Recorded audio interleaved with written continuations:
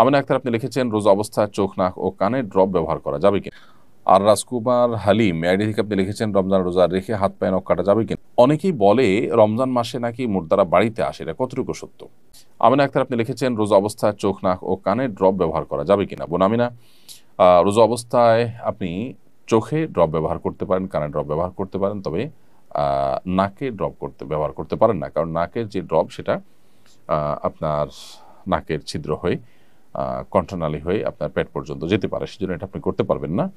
আর চোখ এবং কানের ড্রপ এটা আপনি ব্যবহার করতে পারবেন, কারণ বিশুদ্ধ মত অনুযায়ী, গবেষণা অনুযায়ী চোখ এবং কানে যে ড্রপ ব্যবহার করা হয়ে থাকে সেটা আমাদের পেটে যাওয়ার সম্ভাবনা একেবারেই ক্ষীণ। এর মধ্যে একটা তো আছে যে পেটের সাথে যাওয়ার কোনো কানেকশনই নেই, যার কারণে এগুলো আপনি ব্যবহার করতে পারবেন। অনেকেই বলে রমজান মাসে নাকি মুর্দারা বাড়িতে আসে, এটা কতটুকু সত্য। রমজান মাসে মুর্দারা বাড়িতে আসে মর্মে যে কথা প্রচলিত আছে আমাদের সমাজে, সেটা একেবারেই ভুল এবং ভ্রান্ত কথা, এর কোনো বাস্তবতা নেই। নিছকই মন গড়া কথা, বিধায় এখান থেকে আমরা যথাসম্ভব মন গড়া কথা থেকে আমরা বিরত থাকার চেষ্টা করব। আর রাজকুমার হালিম আইডি থেকে আপনি লিখেছেন রমজান রোজা রেখে হাত পায়ে নখ কাটা যাবে কিনা। জি ভাই, রমজান রোজা রেখে হাত পায়ে নখ কাটা যাবে, চুল কাটা যাবে, কোনো অসুবিধা নেই।